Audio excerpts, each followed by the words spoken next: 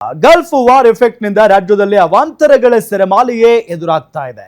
Commercial gas cylinder ಅಭಾವಕ್ಕೆ hotel ಮಾಲೀಕ ಪ್ರಾಣವನ್ನೇ ಬಿಟ್ಟಿದ್ದಾನೆ. ಬೆಳಗಾವಿ ಜಿಲ್ಲೆಯ ಹುಕ್ಕೇರಿ ಪಟ್ಟಣದಲ್ಲಿ ಹೋಟೆಲ್ ಬಂದ್ ಆಗಿದ್ದಕ್ಕೆ ಸಾಲದ ಸುಳಿಯಲ್ಲಿ ಸಿಲುಕಿದ್ದ ಮಾಲೀಕ ರಾಮು ಹಳ್ಳೂರಿ ಆತ್ಮಹತ್ಯೆ ಮಾಡಿಕೊಂಡಿದ್ದಾರೆ. ಹುಕ್ಕೇರಿಯಲ್ಲಿ ಹನುಮಾನ್ ಹೋಟೆಲ್ ನಡೆಸ್ತಾ ಇದ್ದ ಇವರು ಸಾಲಕ್ಕೆ ಬಡ್ಡಿ ಕಟ್ಟಲು ಹಣ ಹೊಂದಿಸಲಾಗದೆ ಸಾವಿಗೆ ಶರಣಾಗಿದ್ದಾರೆ. ಇನ್ನು ಮತ್ತೊಂದು ಕಡೆ ಬೆಳಗಾವಿ ನಗರದಲ್ಲಿ ಪೆಟ್ರೋಲ್ ಮತ್ತು ಡೀಸೆಲ್ಗಾಗಿ ಭಾರಿ ಜನಸಂದಣಿ ಕಂಡು ಬಂದಿದೆ. 4 ದಿನಗಳ ಕಾಲ ಪೆಟ್ರೋಲ್ ಸಿಗೋದಿಲ್ಲ ಅನ್ನೋ ವದಂತಿಯಿಂದ ಭಯಭೀತರಾಗಿ ಬಂಕ್ಗಳತ್ತ ಧಾವಿಸಿದ್ದಾರೆ ಜನ.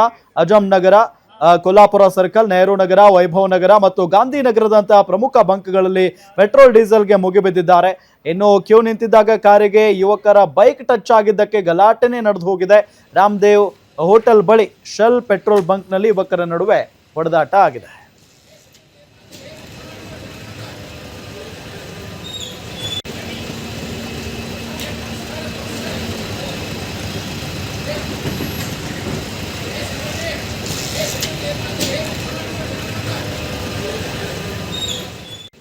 ನಮ್ಮೊಬ್ರು ಪ್ರಾಣನೇ ಕಳ್ಕೊಂಡಿದ್ದಾರೆ ಹೋಟೆಲ್ ಮಾಲೀಕ. ನೋಡಿ, ಅಂತಹ ಪರಿಸ್ಥಿತಿಗಳು ಇದೊಂದೇ ಅಲ್ಲ, ನೀವು ನೋಡಿ ಬಹಳಷ್ಟು ಫ್ಯಾಕ್ಟರಿಗಳು ಕ್ಲೋಸ್ ಆಗಿದ್ದಾವೆ.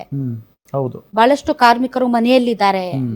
ಇದು ಕೋವಿಡ್ ನಂತಹ ಎಕ್ಸಾಕ್ಟ್ ಸಿಚುವೇಶನ್ ಅಲ್ಲ, ಅಟ್ಲೀಸ್ಟ್ 25% ಅಂತಹ ಸಿಚುವೇಶನ್ಗೆ ನಾವು ಅರೈವ್ ಆಗಿದ್ದೀವಿ. ಅದಕ್ಕೆ ಇವತ್ತು ಪ್ರಧಾನಿಗಳು ಈ ವಾರ್ ಏನಾದ್ರು ಮುಂದುವರೆದ್ರೆ ತುಂಬಾ ದೊಡ್ಡ ಚಿಂತೆಗೀಡು ಮಾಡುವಂತಹ ವಿಷಯ ಅಂತ ಹೇಳಿದ್ದಾರೆ.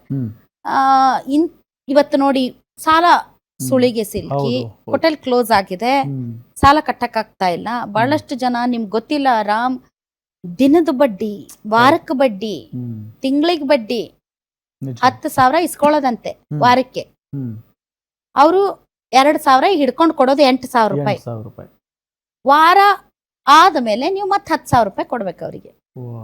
ವಾರಕ್ಕೆ 2,000 ರೂಪಾಯಿ ಬಡ್ಡಿ, ವಾರಕ್ಕೆ ದಿನದ ಬಡ್ಡಿ, ಚಕ್ರ ಬಡ್ಡಿ. ಸೊ ಬಹಳ ಜನ ಬಹಳ ಕಷ್ಟದಲ್ಲಿದ್ದಾರೆ ರಾಮ್.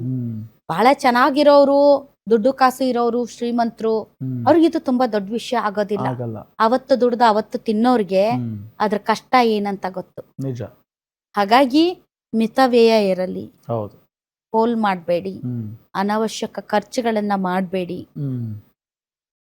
ತುಂಬಾ ಖುಷಿ ಆಗ್ತಾ ಇದೆ. ಯಾಕೆಂದ್ರೆ ಇವತ್ತು ಎಷ್ಟೋ ಜನ ಮಹಿಳೆಯರು ಹೇಳ್ತಾ ಇದ್ರು, ನನಗೆ PCOD ಪ್ರಾಬ್ಲಮ್ ಇತ್ತು ಸರ್, ಥೈರಾಯ್ಡ್ ಪ್ರಾಬ್ಲಮ್ ಇತ್ತು ಸರ್, ಆರಾಮಾಗಿ ನಾನು ಸಣ್ಣ ಆದೆ ಸರ್, ತುಂಬಾ ಥ್ಯಾಂಕ್ ಯು ಅಂತ ಎಷ್ಟೋ ಜನ ಹೇಳ್ತಾ ಇದ್ರು.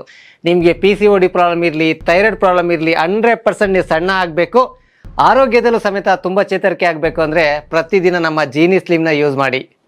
ಯಾಕೆಂದ್ರೆ ಜೀನಿ ಸ್ಲಿಮ್ಮು ಒಂದು ಉತ್ತಮ ಆಹಾರ. ಮುಂದೆ ಯಾವ ರೀತಿಯಾದಂಥ ದಿನಗಳು ನಿಮ್ಗೆಸ್ಕರ ಕಾದಿದೆಯೋ ಗೊತ್ತಿಲ್ಲ. ಎಂಥದ್ದೇ ಸಿಚುವೇಶನ್ ಬಂದರೂ ಕೂಡ ಅದನ್ನ ಫೇಸ್ ಮಾಡುವಂತಹ ಮಾನಸಿಕವಾದಂತಹ, ಆರ್ಥಿಕವಾದಂತಹ ಬಚಾವ್ ಮಾಡಿ, ಗಟ್ಟಿಯಾಗಿ. ಮಾತ್ರ ಇವತ್ತು ಆ ಸುದ್ದಿ ಕೇಳಿ ನನ್ಗೆ ಸಖತ್ ಬೇಜಾರಾಯ್ತು. ಏನ್ ಹೇಳೋದಕ್ಕೆ ಅಂದ್ರೆ ನಾವ್ ಏನ್ ಹೇಳೋಣ ಇಂಥ ಸಂದರ್ಭದಲ್ಲಿ? ಯಾರಿಗೆ ಹೇಳೋಣ? ಯಾರನ್ನ ಕೇಳೋಣ? ಹೌದು, ಇದ್ರ ಜೊತೆಗೆ ಸುಳ್ಳು ಸುದ್ದಿಗಳು ಬರೆ, ಪೆಟ್ರೋಲ್ ಸಿಗ್ತಾ ಇಲ್ಲ, ನೋಡಿ ಪೆಟ್ರೋಲ್ ಡೀಸೆಲ್ಗೋಸ್ಕರ ಜಗಳ ಆಡ್ತಾ ಇದಾರೆ. ಇವುಗಳನ್ನ ಏನೋ ಬಾಟಲ್ಗಳನ್ನ ತಗೊಂಡ್ ಬಂದು ಸಿದ್ಧರಾಗಿ ನಾಳೆ ಡೀಸೆಲ್ ಸಿಗದೆ ಇರಬಹುದು. ನೀವು ಸಿದ್ಧರಾಗಿ ಮೆಂಟಲಿ ಪ್ರಿಪೇರ್ ಹಾಕಿ ಅಷ್ಟೇ, ಏನು ಮಾಡಕ್ಕಾಗೋದಿಲ್ಲ. ಎಂತಹ ಪರಿಸ್ಥಿತಿ ಬರುತ್ತೆ ಅಂತ ಹೇಳಕ್ ಆಗಲ್ಲ. ಬಟ್ ಎಲ್ಲರೂ ಬೇಡ್ಕೊಳ್ಳೋ ಇವಾಗ ನಮ್ಮ ಕೈ ಹಿಡಿಯೋದು ಒಂದೇ ಪ್ರಾರ್ಥನೆ ಅಷ್ಟೇ. ಪ್ರಾರ್ಥನೆಗಳಷ್ಟೇ ಕೈ ಹಿಡಿಯೋದು. ಆದಷ್ಟು ಬೇಗ ಮುದುಕ ಟ್ರಂಪ್ಗೆ ಒಳ್ಳೆ ಬುದ್ಧಿ ಕೊಡಪ್ಪ ಅಂತ.